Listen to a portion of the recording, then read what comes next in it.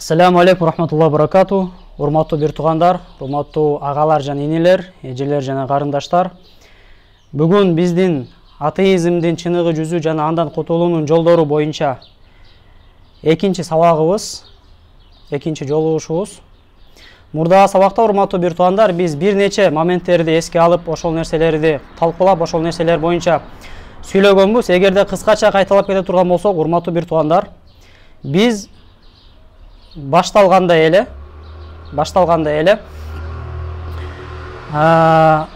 силер эмне үчүн дайыма эле вахабилерге, салафилерге, же болбосо туура эмес жолдогу сопуларга, ушуларга гана жооп бересиңер? Ал эми исламдан сырткары, момун мусулмандардан эмес болгон жамааттарга, философторго, же болбосо секуляристтерге, же болбосо атеисттерге жооп бере албайсыңар деген адамдын суроосуна эмне деп жооп беребиз дегенбиз? Биз айтканбыз, бүткөн ишке сынчы көп, өзүң кылбагандан кийин сен бизге дагы эмне акыл үйрөтпөгүн деп айтканбыз. Биринчиден, экинчиден, ар бир адамдын өзүнүн Алла Таалам берген жөндөмү бар.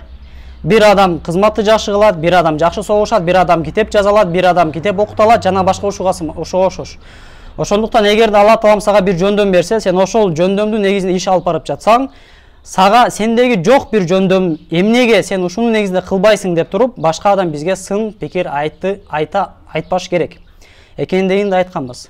Жана өтө зарыл, маанилүү нерсе, урматтуу бир туугандар, биз айтканбыз, бул курсту окуудан максат атеисттер менен барып талашуу, аларды динге чакыруу, же болбосо башка эмес, балким өзүбүздү профилактика кылыш үчүн.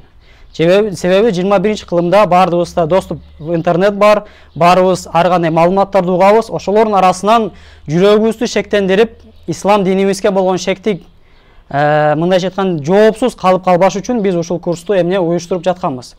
Натыйжада биздин максат эмне? Биздин максатыбыз аль-викая, алдын ала сактануу. Алдын ала сактануу, себеби эң жакшы нерсе ушул да. Ооруп калып анан дарыгерге келгенден көрүү, алдын ала жылуу жүрүп, алдын ала жакшы тамак жеп, алдын ала оорунуу, алдын ала алган жакшы. Ооруп калып, канчалык көп жүрсөң, ошончолук оорунуу жеңүүгө сенден шанс азаят. Кудум ошондой эле атеизм канчалык алдын алса ошончолук жакшы болот. Канчалык сен калтырып, бул суроолорду эртеңкиге калтырып, жылдар, күндөр, айлар өткөн сайын ошончолук ал суроолордун чечилиши дагы кыйын боло берет, урматтуу бир туугандар. Жана биз жалпылай адамзатынын бөлүнүшүн дагы айтканбыз. Мындайча айтканда, ушул суроо, ушул маселенин негизинде адамзат кандай гана жамааттарга бөлүнөт. Биз айттык, Кудай Таалама ишенгендер булар теисттер. Кудай Таала бар экендигин эмне далилдегендер. Жана экинчилер булар кимдер? Атеисттер. То есть эмне? Бул нафи. Атеисттер Кудай жок экенине бекем ишенгендер. Жалпылай бөлүнүш ушундай. Адам же атеист болот, же болбосо теист болот. Атеист эми Кудайга ишенбеген, теист эми бул Кудай Таалама ишенген. Жана ошол эле учурда, урматтуу бир туугандар, биз айтканбыз, теисттер дагы өз учурунда экиге бөлүнөт.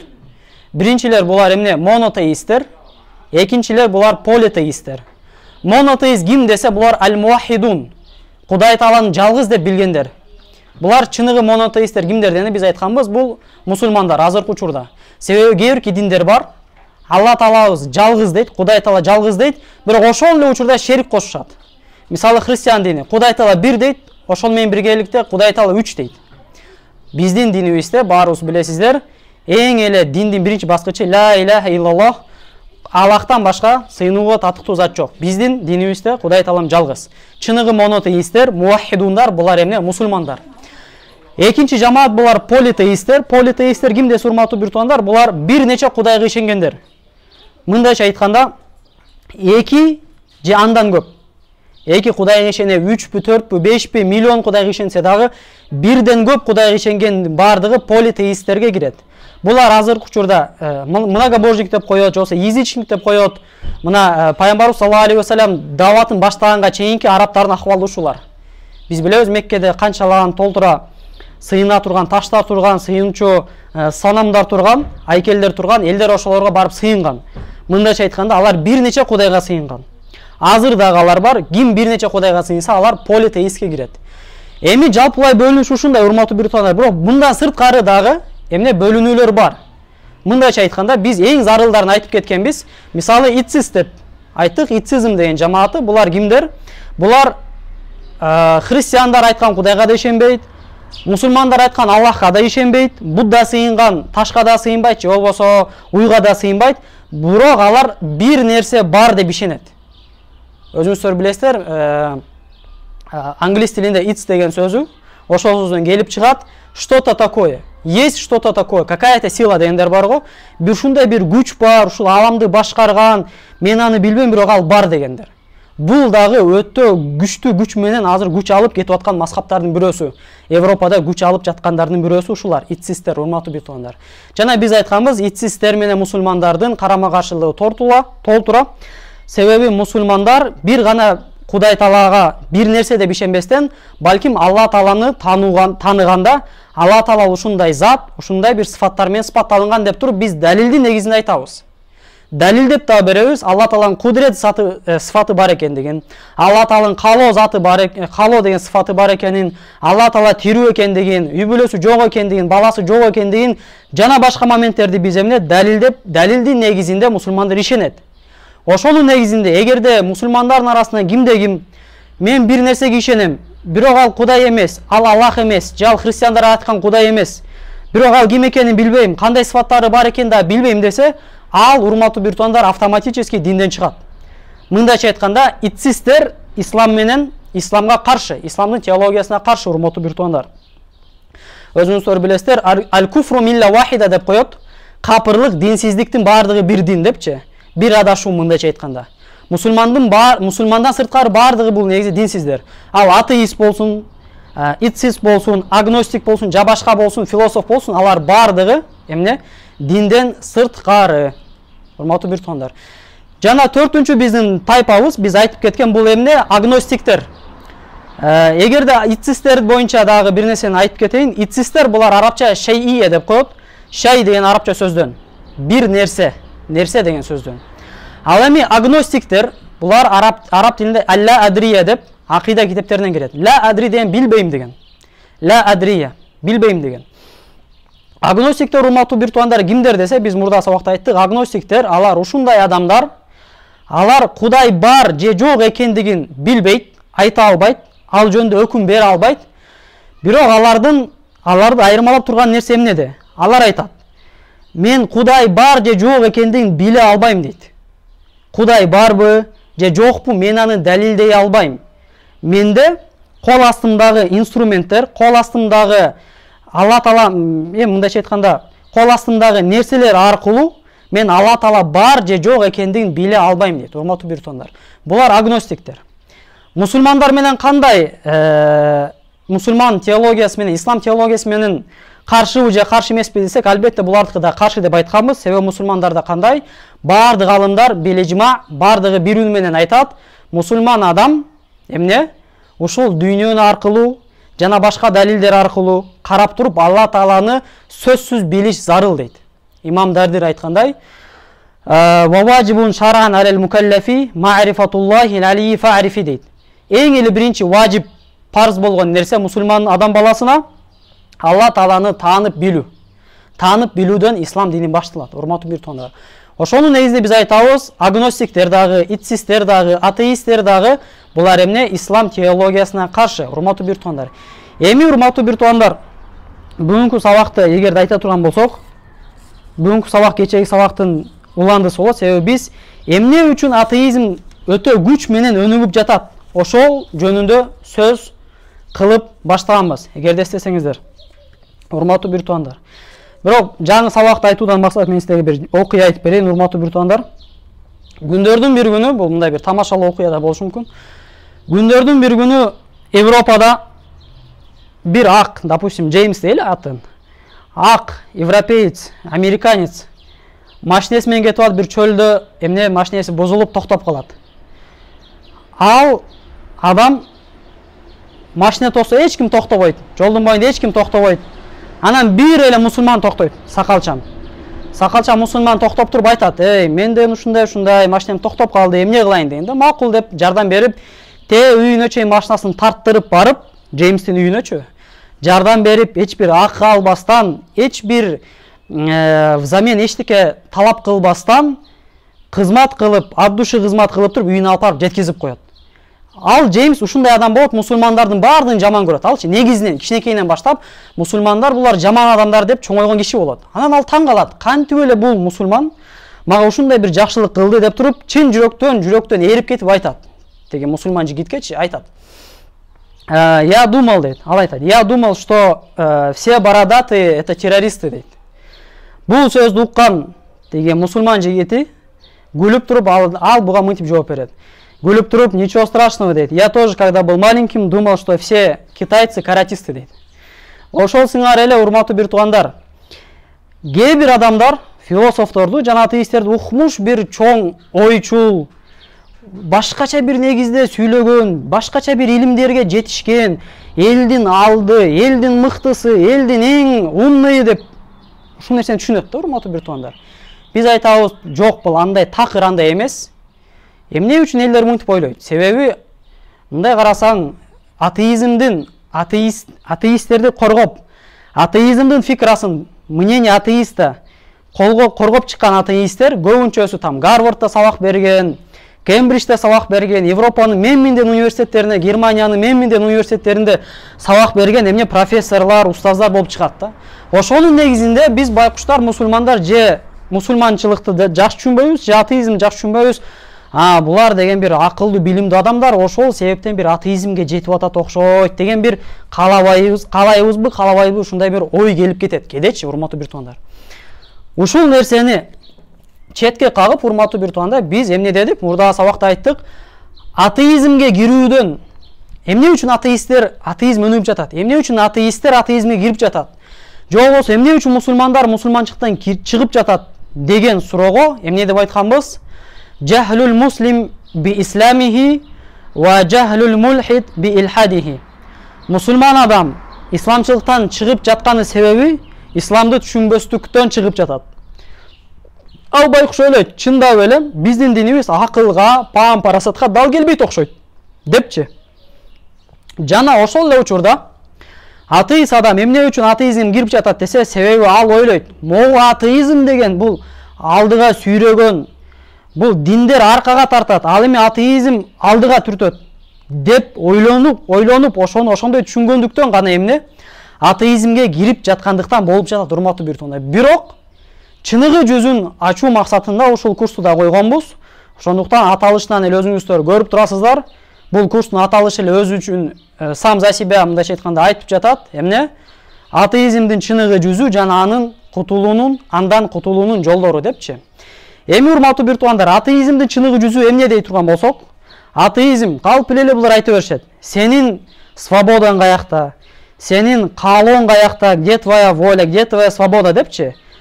Аль-хуррия, аль-ирада депчи. Бирок мен-минден аалымдары, Гольбахка окшогон аалымдары система природы деген китептеринде өздөрү ачык айтышат. Эч кандай бул жашоонун маңызы жок. Атеизмдин позициясы ушул. Жашоонун эч кандай маңызы жок, маңызы жок. Адамдын бул жашоо келүүдөн максаты жок. Адам эч качан бир максат коюп жашабайт. Адам эч качан бир принциптери менен негизинде жашабайт. Адамдын каалоо тилектери болбойт. Жана башка. Эмне үчүн урматтуу атеисттер десе, ал айтат, себеби адамды карайлы дейт. Эгерде адамды карап көрө турган болсок, адам менен чочконун, адам менен бир таштын, же болбосо адам менен бир машиненин, адам менен бир сууда агып аткан суунун эч кандай айырмасы жок дейт. Эмне үчүн десе, себеби баардыгы majmu'atun min az-zarrat. Могу атом деп коет го, биология илиминдечи, атомдардан топтолгон эмне, бул баардыгы ушундай бир тело. Сууну деле бөлүп карасаң, атомдон турат экен. Адам деле ошондон, чочко деле андан, таш деле ошондой, жамгыр деле ошондой, дарак баардыгы ушундан. Демек баарыбыздын жашообуз бирдей. Алар айтат, сен өмүрүңдө көрдүң беле бир максат коюп, бирөө жакшылык кылайын деп, ахиретти ойлоп, бир маңыз ушундай негизде жашаган өмүрүңдө бир таш көрдүң беле дейт. Таш жөн эле таш дейт. Анын максаты жок. Таш үчүн жамандык же жакшылык деген нерсе жок дейт. Эшек, допустим, өмүрүндө бир кыялданып, максат коюп, принциптердин негизинде жашап, бирөөгө жакшылык каалап, же болбосо жакшыны жакшы деп айырмалап, жаманды жаман деп айырмалап жашаган эшекти же ташты же сууну же чөптү көрдүң беле дейт. Жок дейт. Туурабы? Кудум ошондой эле инсан да окшом жашаш керек дейт. Себеби инсан менен таштын эч кандай айырмасы жок.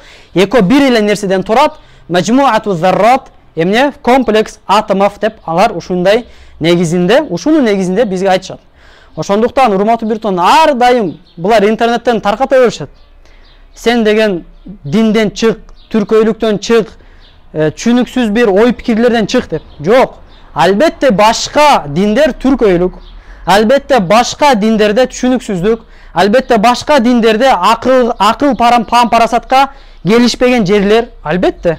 Бирок динибиз ислам толук дин, акылга дагы, парасатка дагы, адамдын табиятына дагы, адамдын фитрасына дагы эмне толук жооп берген, төп келген дин.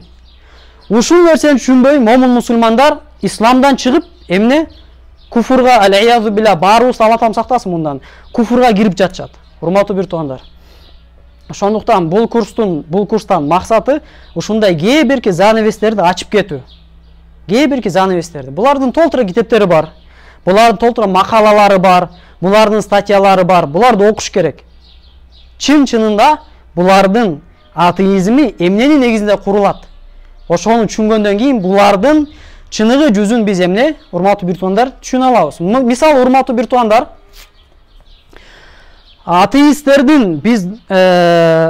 атеисттердин дагы бир менминден алымдарынын бирөөсү, ошолордун мындайча жылдыздарынын бирөөсү Дэвид Юм деген болгон. Дэвид Юм деген бул менмин деген бир философ болгон.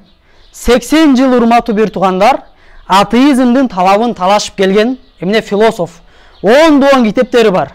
Биз бул адам боюнча дагы кийинки сабакта айтып беребиз, себеби бул личность өтө интересный личность да. Бунун жашоосун биз азыр мусулман катары жакшылап карап көрүшүбүз керек. Себеби мен эмнеге айтып атам? Себеби акырында бул барып атеизмден кайтат. Акырында барып бул адам атеизмден кайтат. Бирок азыр мен атеизмден кайтканга чейинки атеист болуп турган учурдагы жазган китептеринен бир нерсени айтып коюн, урматтуу бир туугандар. Дэвид Юм айтат. Конуну сабабия деген нерсе жок дейт. Конуну сабабия эмне десе, эгерде билбесеңиздер, бул орусча причинно-следственная связь деп коет. Причинно-следственная связь. Бир нерсе болгондон кийин, бир себеп болгондон кийин, себептин аркасынан да бир нерсе болуш керек. Мисалы кандай? Мисалы, мен шакегим бар, же болбосо саатым бар колумда, урматтуу бир туугандар. Мен колумду кыймылдатсам, колумда саат бар, допустим, колумду кыймылдатсам, саат менин колум менен чоң кыймылдайт. Туурабы? Кыймылдабай калыш мүмкүнбү же мүмкүн эмеспи? Менин колумда тагылып турган саат, менин колум кыймылдаганда, колум эле кыймылдап, саат кыймылдабай калыш мүмкүнбү? Же болбосо шакек колумдагы кыймылдабай калыш мүмкүнбү? Албетте мүмкүн эмес. Себеби экөөнүн ортосунда эмне ажырабай турган связь. Мындайча айтканда бир иттисол, кандай десем кыргызча. Экөөнүн ортосунда бир алака бар. Себеп ас-сабаб вал мусаббаб дегенчи. Же болбосо мен бир ташты алдым дагы асманга көтөрүп таштадым. Таштабай калыш, жерге түшпөй калышы мүмкүнбү же мүмкүн эмеспи? Биз ушул нерселерге иман келтиребиз. Туурабы? Ар бир нерсе, бир жаңы нерсе болгондо эмне үчүн болду? Эмне себептен болду деп ар бир нормальный адам сурайт. Дэвид Юм себеп деген нерсе жок дейт. Бул жашоонун, бул ааламдын башаты болуш керек, бир себеп болуш керек десең, ал жок дейт. Караңыздарчы. Ошонун негизинде урматтуу бир туугандар, аалымдарыбыз айтат, ким дейт атеизмди кармаса, анда ал Дэвид Юмдун дагы ушундай, бул ушунун негизинде атеизмге келген. Бул кандайча? Мисалы, Дэвид Юм бул эрежени эмне үчүн айткан? Бул эрежени айтуудан максат, бул аалам бир жаратуучуга муктаж эмес, бул аалам өзүнөн өзү эле бар. Себеп деген нерсе, понятие жок дегенди билдириш үчүн ошондой бир тафсир берген болчу. Ошондуктан аалымдарыбыз айтат, эгерде сен бул ааламдын себеби жок десең, сен Кудай сактасын атеисттерге окшоп атсаң же атеист болсоң, анда сен себеп жок деген эрежени бүткүл жашооңдо иштет. Бирок сен иштете албайсың дейт. Мисалы сен балаң келди, бир көзү көгөрүпчү шишип. Сен сурайсың да эмне үчүн көзүн көгөрдү депчи. Анын себеби эмне деп, көзүнүн көгөргөнүнүн себебин сурайсың. Туурабы? Же болбосо эртең менен турсаң кухняда, допустим, йогуртту бирөө төгүп кетиптир. Сен сурайсың да могу йогуртту ким төктү депчи, себебин издейсиң. Мындайча айтканда, буларда азыркы учурда атеисттерде двойный стандарты. Динди бекемдегени келгенде, Кудай Тааланы бар экендигин далилдегени келгенде, себепке муктаж эмеспиз дейт. Бир нерсе себепсиз эле болуп калат дейт. Ал эми жашоодогу мындай жашоодогу көрүнүштө себепти сөзсүз издешет. Булар эмне? Бул эмне дейт, урматтуу бир туугандар? Танакуд, противоречие. Өзүнүн айткан сөзүнө, өзү берген теориясына өзү каршы. Ошондуктан биздин устаз доктор Айман өзү айтат, эч бир атеист дейт, эч качан дейт, эч качан атеист болгондон кийин атеизмдин негизинде жашай албайт дейт. Булар өтө эки жүздүү дейт. Булардын эгерде бир сөз менен, эки сөз менен, буларды эки сөз менен сыпаттап бер дегенде мен мынтип сыпаттамакмын дейт. Булар биринчиден эки жүздүү, экинчиден коркок дейт. Эки жүздүү эмне дегенде, эки жүздүү эмне үчүн эки жүздүү дегенде, булар Кудай Таала жок экендигин бир далилдердин негизинде айтат. Анан бул далил деген өзү эмне, урматтуу бир туугандар? Далил деген бардык жерде далил болуш керек да. Себеп жок десең, демек себеп деген вообще жок болуш керек. Бир гана Кудай Тааланы далилдегенде эмес, негизи эле жашоо турмушта да себеп жок болуш керек. Бирок булар жашоо турмушка келгенде себеп деген понятие бар деп жашайт. Ал эми Кудай Тааланы далилдегенде себеп жок дегенге өтүп кетишет. Двойный стандарт, урматтуу бир туугандар. Жана урматтуу бир туугандар, эмне үчүн атеизм өнүгүп жатат, эмне үчүн дүйнөнүн ар бир бурчунда атеисттер бар десе, булардын философиясында да бир нерсе бар. Буларды кызыктырган, мындайча айтканда, арыны гүл чакырат го. Ошондой эле атеисттерди дагы башка кызыктырган нерселер бар да. Эмне десе, буларда акырет, эртең сураламын, кабыр жашоосу, барзак жашоосу, Алланын астына жооп берүү деген понятие жок. Жаман жана жакшы деген понятие жок. Албетте ошондой жашоодо жашаш буларга жеңил, урматтуу бир туугандар. Мындайча айтканда, шахваттын өзүнүн ички бир каалоолорун аткарууга чоң бир жол ачылып, трасса ачылып берилет да буларгачы. Мусулман болсун эмне? Намазга барыш керек, намаз окуш керек, зикир кылыш керек, орозо кармаш керек, ысыктын күнүндө же сууктун күнүндө зекет чыгарыш керек, же болбосо тигини кылба, буну кылба деген. Атеизмде анын бардык нерсеси жок. Мунун нерселердин бирөөсү да жок. Булар мындайча айтканда кеңири кенен кесир жашайт. Атеизмге кирипчи, урматтуу бир туугандар. Ошондуктан урматтуу бир туугандар, биз айтайын дегенибиз, аалымдар айтат, эч качан вахабилер менен, салафилер менен, мусулмандардын ичиндеги бир жамааттар менен талашканда эмоция калдырып, аларды сөгүп, сагып, бир үнүңдү көтөрүп, андай нерсе жол бербеш керек дейт. Алар биздин бир туугандарыбыз, биздин мындайча айтканда бир кыблага бир сыйынабыз дегендейчи, бир жака карап сыйынабыз Алла Таала дегендей. Ал эми могу атеисттер булар айбандан да жаман деп айтышат. Эмне үчүн, урматтуу бир туугандар? Куранда Алла Таала айтат, эмне? Лахум кулубун ла яфкахуна биха. Алардын жүрөктөрү бар, чындыкты түшүнбөйт. Лахум а'юнун ла юбсируна биха. Алардын көздөрү бар, акыйкатты дагы көрүшпөйт. Ва лахум азанун ла ясмауна биха. Алардын эмне кулактары бар, чындыкты угушпайт. Улайка кал ан'ам бал хум адал. Алар мал-сымал, же болбосо малдан дагы жаман дейт. Урматтуу бир туугандар. Эмне үчүн мындай? Себеби мал дагы, таш дагы, жан жануар дагы Алла Тааланы билип, иман келтирип, тасбих айтып, арулап жашайт. Ва имми шайин илля юсаббиху бихамдихи валакин ла тафкахуна тасбихахум. Эмне гана болбосун Алла Тааланы арулап жашайт, бирок силер аны түшүнбөйсүңөр дейт. Бир гана атеисттер эмне? Конунун себеби жок, адам менен чочконун айырмасы жок, жана башка ушундай негизде жашайт, урматтуу бир туугандар. Эми караңыздар, урматтуу бир туугандар, карагыла. Ислам менен жашаган түркөйлүкпү, ислам менен жашаганда адам свободный болобу, кенен кесир болобу, ислам менен жашаганда адам урматталабы же атеист болгондо адам урматталабы, урматтуу бир туугандар. Өзүңөр карагыла. Биз азыр атеисттердин позициясын уктук. Атеисттер айтты, чочко менен дагы айырмаң жок. Таш менен дагы айырмаң жок, башка нерсе менен дагы айырмаң жок. Эми мусулман теологиясынан кайла турган болсок, урматтуу бир туугандар, Алла Таалам өзү айтып атат: "Инни жаилун фил арди халифа". Мен дейт, периштелерге айтып атат. Мен жер бетине наместник, халиф, орун басар жаратам деп жатат. Алар Алла Таалам биз жөнүндө айтып жатат. Орун басар бул жашоодо пенделер, адамдар болот депчи. Васаххара лакумуш шамса вал камар. Адамдар үчүн Алла Таалам айтат, силер үчүн күндү жана луна, айды, күндү жана айды силер үчүн кызмат кылдырдым дейт. Бул жашоодо Алла Таалам бардыгын биз үчүн кызмат кылдырып койду. Кимдин теориясы боюнча ким урматталып жатат? Атеисттерби, баягы чочкодон дагы айырмасы жок деген, же мусулмандарбы? Эң бийик даражада Алла Таала бизди жаратты деген. Алла Таала өз орун басар кылды деген. Валакад каррамна бани адам, биз адам баласын урматтадык дейт. Лакад халакнал инсана фи ахсани таквим. Биз инсанды эң мыкты келбетте жараттык дейт, урматтуу бир туугандар.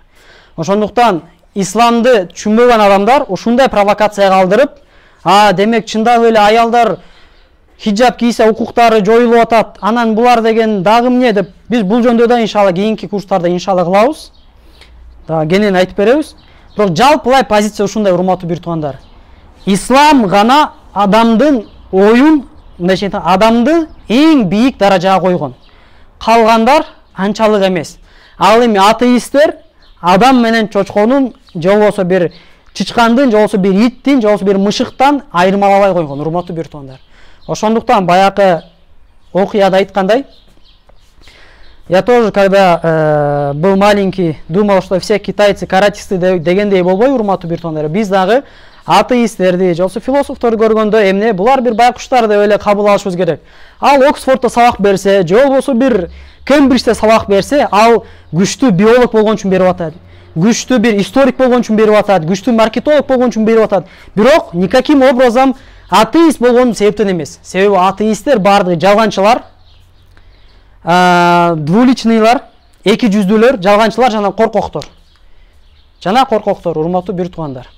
Эмне үчүн коркоктор дейт десе, себеби алымдар айтат, эч качан өзүнүн динин, бул деле өнчөлүү бир мазхаб да, өзү ойлоп чыккан динин как анейс айтып бербейт дейт да. Мисалы, мен мусулманмын, мен европейский барсам дагы, башка баспаны качып тур болом.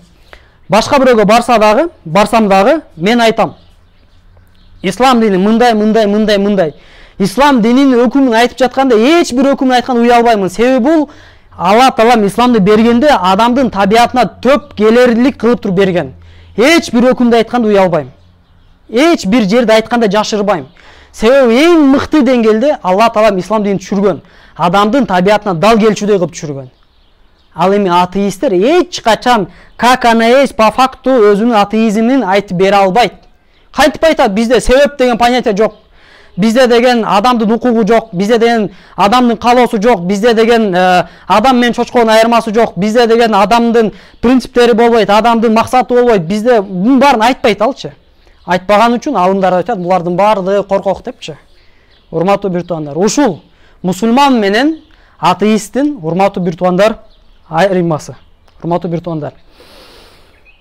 Эми урматтуу бир туугандар, бул негизги себеп. Негизги себеп, дагы бир кайталап коелу. Негизги себеп эмне десе, эмне үчүн атеизм өнүгүп жатат? Себеби атеизмди атеисттер түшүнбөйт. Ошол себептен кирип атышат.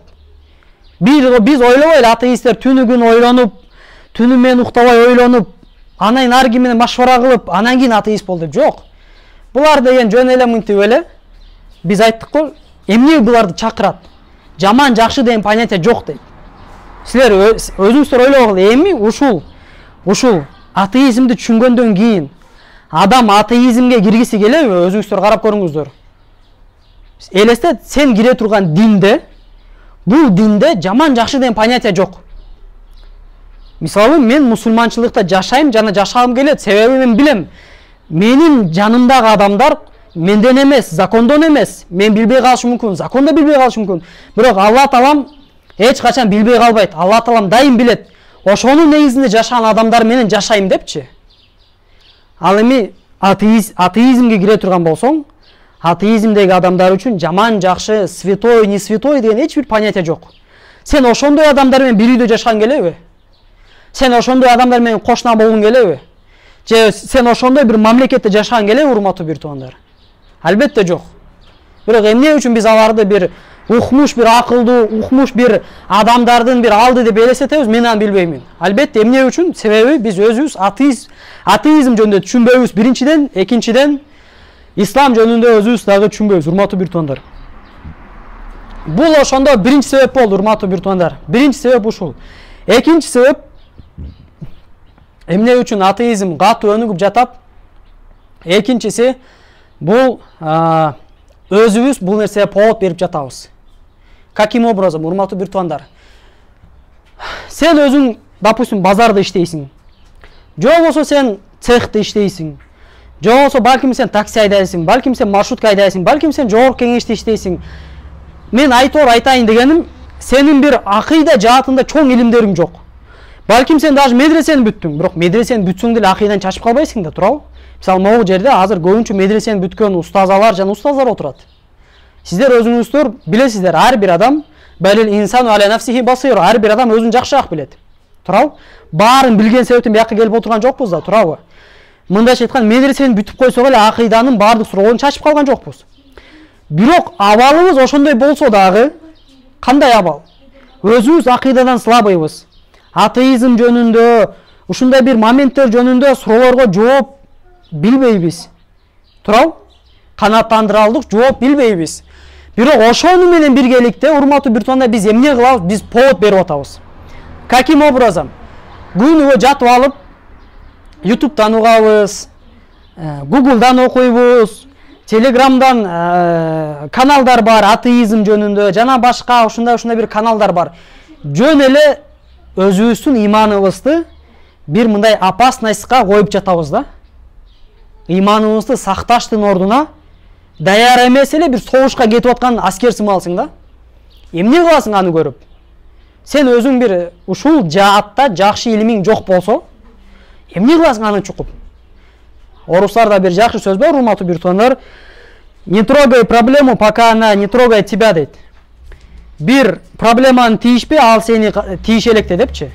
Сенин жүрөгүңө ошондой бир келе электе мурун сен өзүң эмне аны чукуйсуң, эмне көрөсүң, эмне окуйсуң, эмне андай каналдарга подписываться этесиң, эмне Телеграмга киресиң ошондой каналга. Эмнеге кызыгасың андайгачы? Өзүң билесиң өзүң слабый экениңди, эмне кыласың аны? Алымдарыбыз айтат, өзүң акыйдан чачпай туруп, акыйдан бекем 100% түшүнбөй туруп, могу вопростордун, суроолордун жообуна жооп билбей туруп, андай адамга мындай вопросторду затрагивать эткен эмне арам дейт. Эмне үчүн? Себеби сен өзүңдүн акыйдаңды, эң баалуу нерсе болгон иманыңды в опасность коюп жатасың.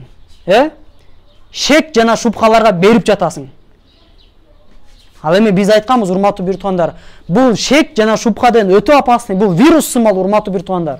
Билесиңерби, коронавирус кандай болот? Коронавирус деген, урматтуу бир туугандар, урматтуу бир туугандар, жуккандан кийин 13 күндөн кийин эмне болот? 13 күндөн кийин уже аламаттары, ошонун признактары эмне башталат? Баш ооруйт, тердейт, анан даам сезбей, анан даам 13 күндөн кийин, урматтуу бир туугандар. Атеизм андан жаман. Атеизм айлап барат, жылдап барат, анан кийин бир жыгат, урматтуу бир туугандар. Ошондуктан, урматтуу бир туугандар, биз бул курстан уюштурган максат ушундай бир тонкостторго ишара кылып кетүү. Эгерде сен өзүң акыйдан чачпасаң, сен ошондой видеолорду көрүш сен үчүн. Азыр видеолор бар, статьялар бар, каналдар бар, андай нерселерге кирбеш керек такыр. Бундай нерсе арам болот, урматтуу бир туугандар. Такыр кирбеш керек, такыр жолобош керек, урматтуу бир туугандар. Түшүндүкпү иншалла? Эгерде туугандарыңыз бар болсо, же дагы бирөөлөр бар болсо, кирбеш керек, айткыла кирбегиле деп андайга. То же самое, допустим, сен вахабилер жөнүндө түшүнбөйсүңбү, алардын сөзүнө жооп бере албайсыңбы, же болбосо ханафилердин далилдерин түшүнбөйсүңбү, акыйданы билбейсиңби, вахабилердин сөзүн укпа. Сен билесиң да, бул вахаби, бул сунни. Не кыласың вахабиди угуп? Сен өзүң слабыйсың. Сен суннисиң, алхамдулилля, бирок анчалык деңгээлде мындай далилдерди билбейсиң, анчалык бир деңгээлде түшүнбөйсүң. Эмне кыласың муну угупчу, урматтуу бир туугандар? Менин бир коллегам бар эле, мен өзүмдүн жашоомдон айтып кетейин, бир болгон окуя. Менин бир коллегам бар эле, таанышым, Азербайжан өзү улутучу. Мектепти чоң окуганбыз. Мектепти окуп жүргөндө Азербайжан ал мусулман болчу. Кийин бир мектеп бүткөндөн 7-8 жылдан жолугуп калсам, жумага бас десем барбай койгон. Дагы экинчи жолу бас десем барбай койгон. Анан эмне болду деп сурасам, мен христианмын деди. Кантип сен христиан болуп калдың десем, ал мектепти бүткөндөн кийин лингвистика тапшырыптыр. Тапшырып баягы орус тили боюнча бир нерселерди окуп, анан дагы дальше больше могу литературный дагы адабият нерселерди окуп, дальше больше окуп жүрүп, христиандардын литературасына кызыгып, урматтуу бир туугандар, ошол бойдон мусулманчылыктан чыгып, христианствого кирген. Православная церковьга иман келтирет. Карагылачы. Бунун баары эмне себептен болду, урматтуу бир туугандар? Кудай не надо башын тыкты да, жакшына эле мусулман болчу, жакшына эле жашап атты, анан эле бир китептерди окуп баштады да. Бул арам, урматтуу бир туугандар. Мусулманчылыкты түшүн бир башында, сонун кылып оку, ошон үчүн айтабыз, ошон үчүн окугула дейбиз, ошон үчүн курстарга катышкыла дейбиз. Ошону оку, анан кийин эмне, урматтуу бир туугандар? Анан кийин эмне кылгыла, урматтуу бир туугандар? Анан кийин алымдарыбыз, устаздарыбыз макул окуй бер десе, анан кийин окуш керек, урматтуу бир туугандар. Анан өзүнчө эле биларман болуп туруп, башка диндердин философиясын окуйм десек, өзүбүздүн философиясты билбей туруп, өзүбүздүн теориябызды билбей туруп, өзүбүздүн далилдерди билбей туруп, башка бирөөнүкүн окуганда точно адашасың, урматтуу бир туугандар.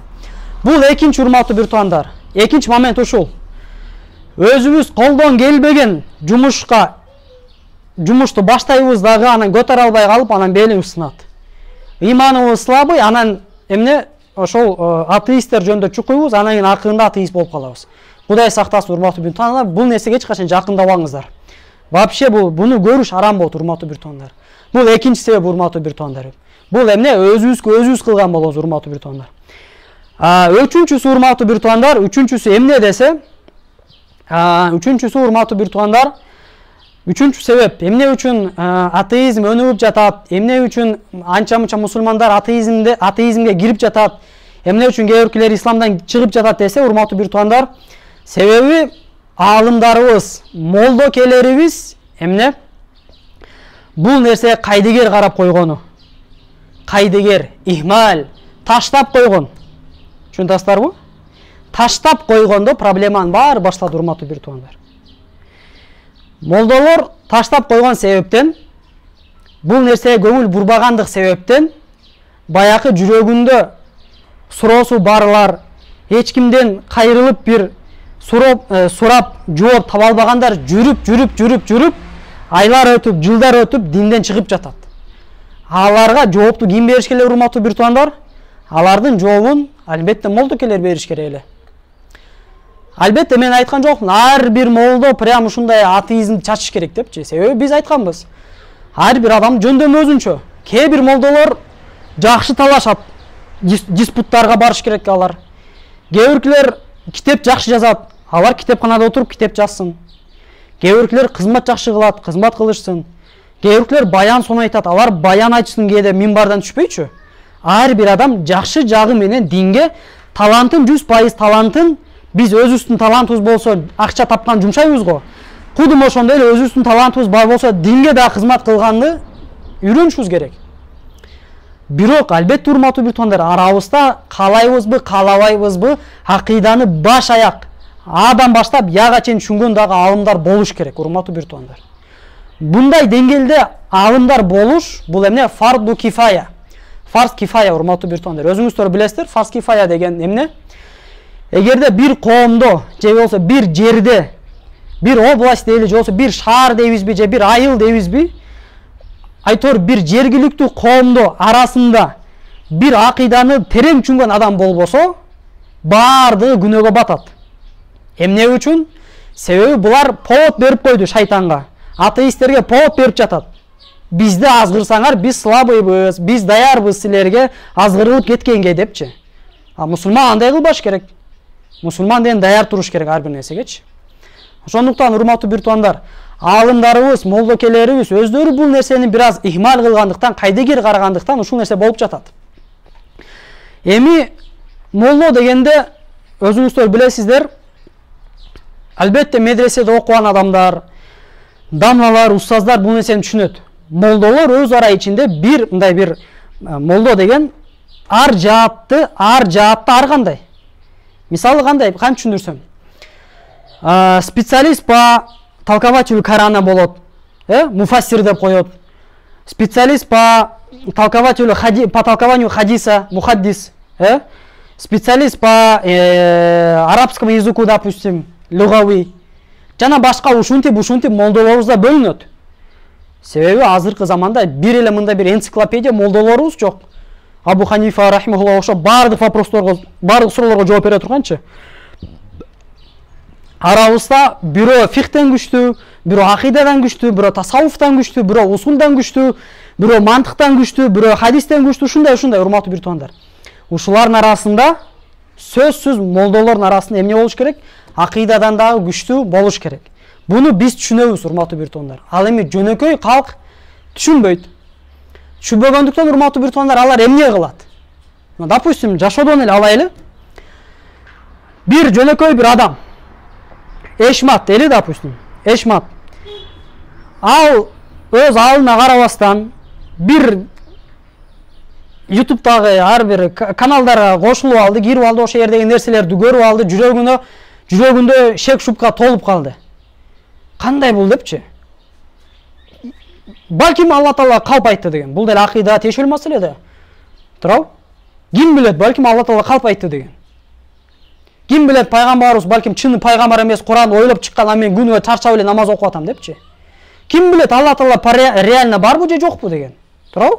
Ушундай вопросторду алар айландырышат YouTube'да, открытый доступта. Анан сен көрдүң дагы, анан таасирлендиң, анан эмне болду? Сен жөнөкөй Эшматсың, сен бир стоматологсуң, же цехте иштейсиң, же дордойдо иштейсиң, же да бир балким айтор сен бир акыйдада күчтүү илимиң жок. Сен эмне кыласың? Дальнейшие твои действия. Сен баягы эле бир сакалчан бир тууганыңды издейсиң, же сакалчан бир досуңду издейсиң, же сакалчан бир коштанга барасың. Себеби биз баарыбыз билебиз, сакалы бар болсо динди терең түшүнөт деп. Бул биринчи ката. Сакалчандын баары динди терең түшүнөт деп барат. Баягы сакалчанга барганда ал айтат: "Жок, сен ойлонбо аны. Сен антип ойлонгонуң ката, сен ойлонсоң динден чыгып кетесиң, ойлонбо" депчи. Ал кантип ойлонбой калат? Ал бул толтура нерсени угуп алган, көрүп алган, кантип ойлонбой коет? Жүрөктү как башкара албайсың да ойдучу. Анан бунун ответи аны канааттандырбайт. Анал ойлойт.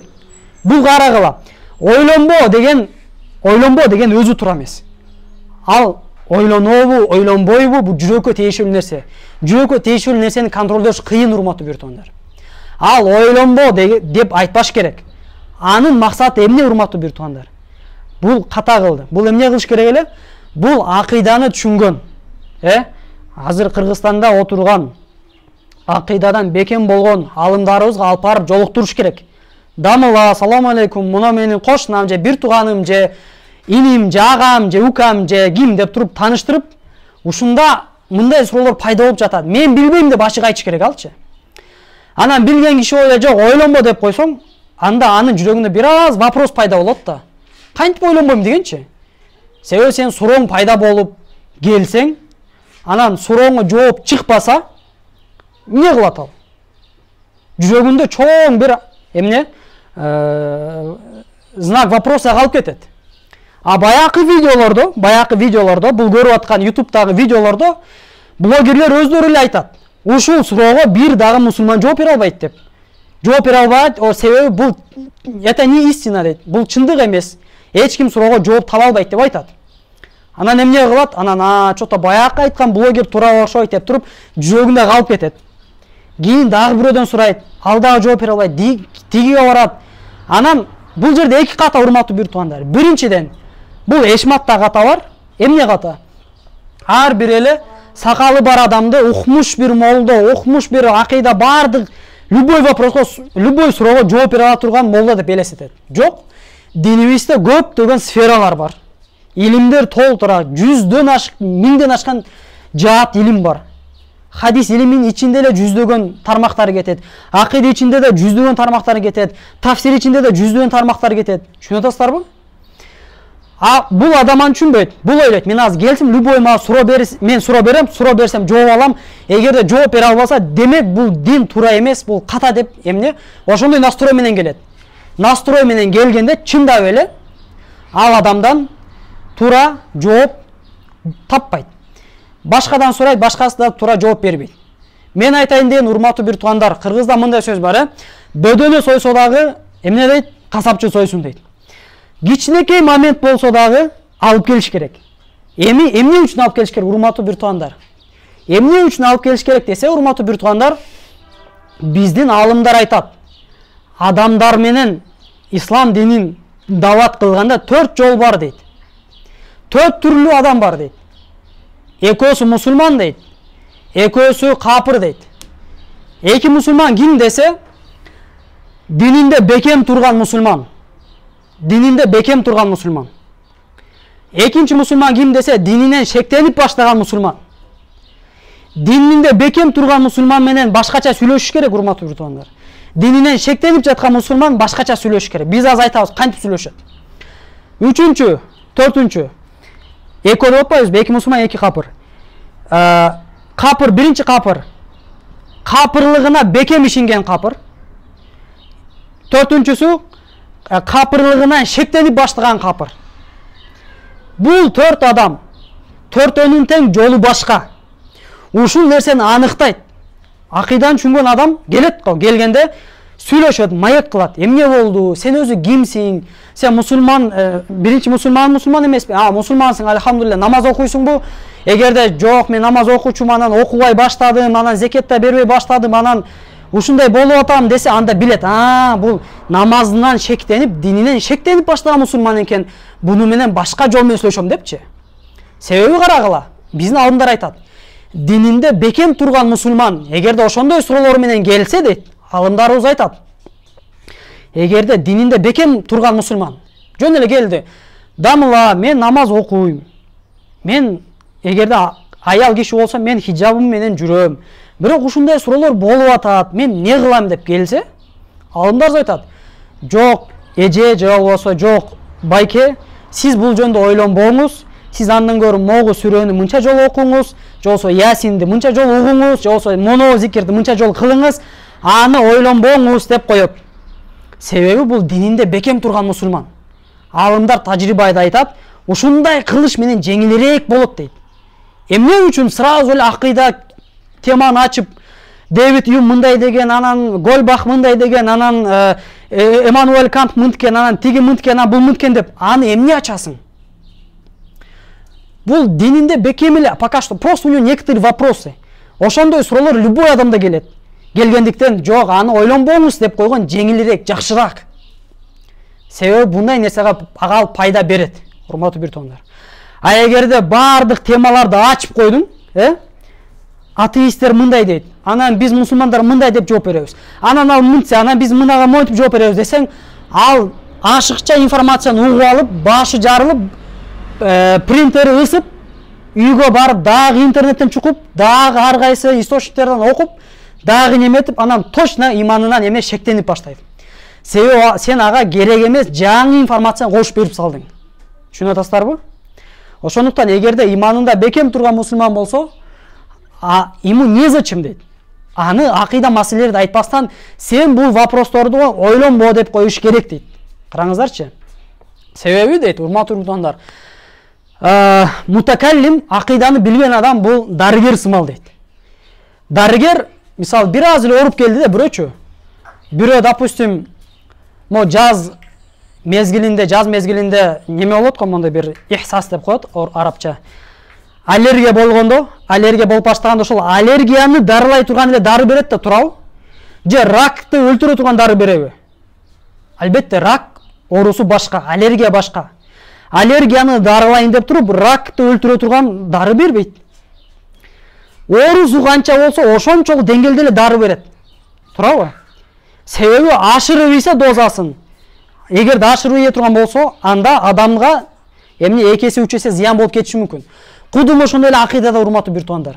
Ал келди да сага ушундай болуп атат, бирок мен иманым бекем эле, бирок ушундай суроолор болуп атат, эмне кылам десе, жок, бул шайтандан ойлонбой эле коюңуз деп кетирген жакшы. Албетте эгерде экинчи, үчүнчү, төртүнчү жол келсе, анда уже дининен шектенип баштаган мусулман катары ага эмне мамиле кылынып башталат. Дининен шектенип баштаган мусулман. Бул экинчи тур урматтуу бир туугандар. Биринчи тур ким болду? Дининен шектене элек, дининде бекем турган мусулман. Мындай адам менен урматтуу бир туугандар биз эмне дейбиз? Ойлонбо деп айтабыз. Экинчиси дининен шектенип баштаган мусулман. Мына ошол мусулман адам менен биз акыйда темасын ачабыз. Эмне үчүн сен антип ойлоп атасың? Биз ага по полкам, реально по факту далилдеп беришибиз керек. Мына себептен Алла Таалам эч качан калп айтуусу мүмкүн эмес. Мына ушул себептен пайгамбарыбыз саллаллаху алейхи вассалам 100% Кудайдан келген пайгамбар. Жөнөкөй эле мындай бир лидер обществоны, жөнөкөй бир гений деп атпайбы? Жок, гений башка, пайгамбар башка. Биз мусулмандар аны пайгамбар катары ишенебиз, лидер катары эмес. Түшүнүп Албетте ал биздин лидер, бирок биз аны жөн эле лидер катары көрбөйбүз, в первую очередь как пророк, как пайгамбар катары көрөбүз. Түшүндүңүзбү? Ушул нерселерди акыйданы түшүнгөн, бекем билген, ушуларды окуган адам гана чече алат, урматтуу бир туугандар. Сүйлөшөт. Эмне болду, кандай болду, эмне себептен болду депчи. Анан урматтуу бир туугандар, үчүнчүсү бул баягы айтпадыкпы, капыр, дининде бекем турган капыр. Дининде бекем турган капырды ислам динине кантип чакырабыз десе, ислам динине кантип чакырабыз дегенде алымдарыбыз айткан, аларды бир гана же күч менен чакырабыз, же адеп ахлак менен чакырабыз деген. Адеп ахлагы мыкты болсо, алар адеп ахлагын көрүп динге келет деген.